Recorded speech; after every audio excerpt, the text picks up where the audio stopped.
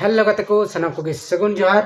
मसीदा official YouTube channel रे आपे सनाम को सगुन दाराम तबे गते को दिलाबन तेज नवा वीडियो रे आबो निशा भगत बन नेलेया निशा भगत चिलका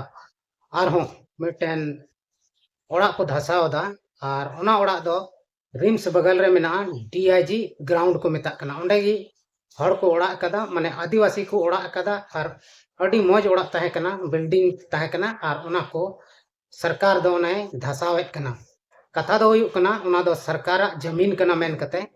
उनको दो ओना ओड़ा को धसावदा और ओना रोकाव लगी तिगी निशा भगते चलाव कना और चलाव कते ओंडे ची लेकाय व्यवहार दाय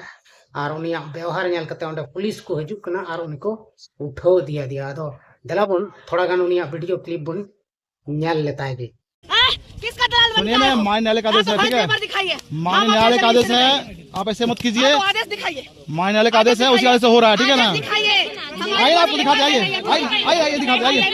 अरे आइए दिखाते हैं, आइए। तुम लोग तब ना बिना लाज ना लिहाज का तुम लोगों को कपड़ा तुम लोग तो क्या करेंगे। तुम लोग नंगा कर रही थी तो सुन गए। तुम लोगों को तो और एक लाज लगना चाहिए था कि तुम लोग महिला होकर के महिला के साथ तुम लोगों को लाज नहीं लग रहा है। तुम लोग के कपड़े उतारा जाएगा तो तुम लोगों को कैसे लगेगा। किसके लिए है नहीं बोलना चाहिए। चुप रहो। तुमको जो करना है कर लो, हम नहीं उठेंगे।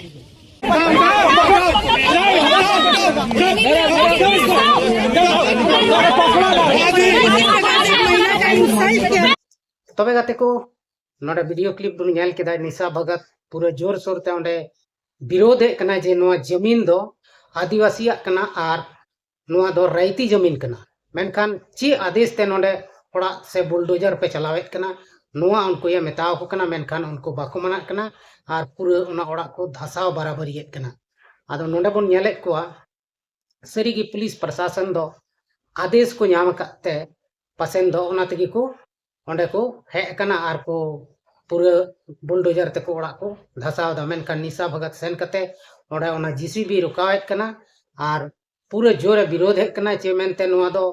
रैती प्लॉट कना और नोआ रिया रसीद गेदो कना और आपे नोआ बिना आदेश ते चिकाते पे धसावेत कना से चिदा पे बुलडोजर पे चलावेत कना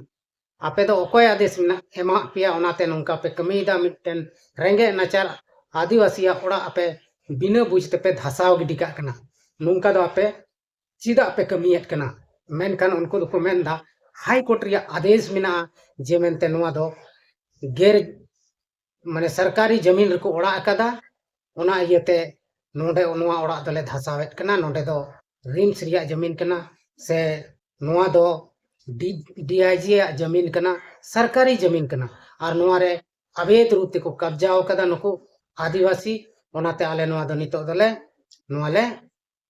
धसावदा और धसाव बराबरियत कना ले मेनखान नोडे निशा भगते मेनदा ओकुर देन कागज उदू तपे और ओना कागज नेल तपेया सरी कना से नासे कना से औड़िया कना ओना मेनखान उनको बाको उदुआई कना और ओंडे को पूरा जोर उनको को लगाव कदा पुलिस प्रशासन को है ना लेडीज पुलिस आयमा ढेर को है ना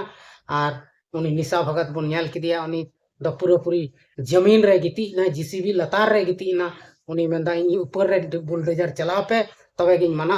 और बखान दो आपे नोआ ओड़ा बापे धसाव दाड़े आपे नोडे खय सनाम डोजर फोजर इदी तपे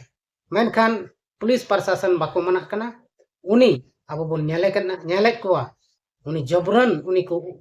तूल कते गड्डी रे को लादे इदी कना और उनी दो को इदी कना और उनी थाना तक इदी कना रांची थाना तक इदी दिया और उना जहां कमी चाहे कान तको से को कमी कान तहन उना ओड़ा धसा उना दो उनको को कमी तगी को तहन कना आदो नितो अब हर जगह बोन नेल दा चाहे केंद्र सरकार हो चाहे झारखंड सरकार हो चाहे राज्य सरकार हो नुई अडी आठ आदिवासी से रेंगे नचार होड़ा ओड़ा कोई धसावेत कना माने जहां रगी थोड़ा गान हो सरकारी जमीन दबाव कान चाहे सरकारी जमीन मरे को ओड़ा का ओंडे दो सरकार आज चील काय मनेदा उनकाय कमीदा मेनखान गते को नुकु जहां होड़गे अडी मुश्किल ते ओड़ा दुवर दो हुयु कना मेनखान नोरे बांग दो सरकार बाय पहले कान बांग दो पब्लिक बाको पहले कान नोआ गे बांग बुजुगो कना चिदा से सरकार जुदी जमीन कना तबे दो उनी दो हताव गया मेनखान सरकार उन समय रे ओकारे तहन कना जहाँ तीन रे ओंडे ओड़ागोग कना जहाँ तीन रे दीवाल रकाब कना उन रे दो मीद दिन ते दो जहाँ ओड़ा दुआर दो बांग बिना कना ओड़ा दुआर बिना रे अडी दिन समय लगा कना आदो उन वक्त रे उनी उना नेल चही कान तिया जे नुआ दो ओकाल कना जमीन कना मेनते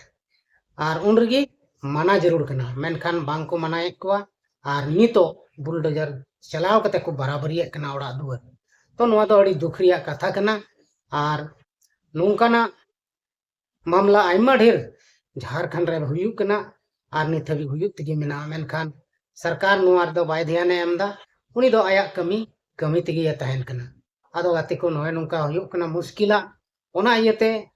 नितो अबो अतु देहात रेन होड़ हो पहिल जमीन जायदाद कारेम ओड़ा दाम सेम दुआर दा ओना बखराते थोड़ा गान नेल दो अडी जरूर गिया जे इᱧᱟᱹᱜ जमीन दो ची लेकाना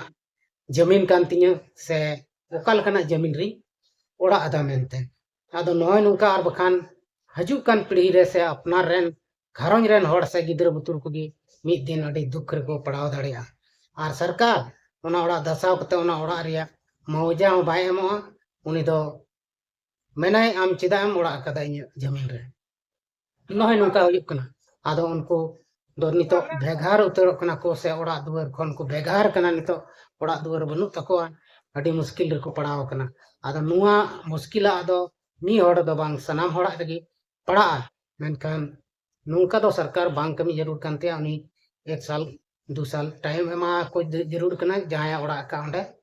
मेनखान टाइम एमो कना से बाय एमो कना पूरा सीधा बुलडोजर गे चलावदा आदो गाते को नोय नोंका मुश्किला हुयुग कना आर अबो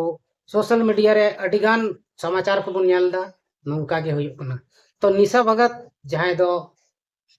सारना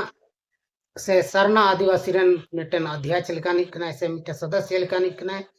उनी दो अडी जोर सोर आदिवासी समाज बंचाव लगी ते कुरुमुटुइदा आर पूरी जहाना गे विरोध कना आदो गाते को निशा भगत नोडे बोन नेल किदिया तिना जोर विरोध कते उनी थाना को इदी किदिया आर थाना रे दो किदी को मिद घड़ी हालांकि चलान दो बको चलान ले दिया उनी दो 4-5 घंटा बाद उनी दो आयुब बेर से को आर को आड़ा कदिया आदो गाते को तिहिया नो वीडियो रे इनके बोन गालमारा कना आरो न्यापा मबोन नेक्स्ट वीडियो रे मत बेंड कान सलाम को गे इसेन कोन मुचुद जोहार।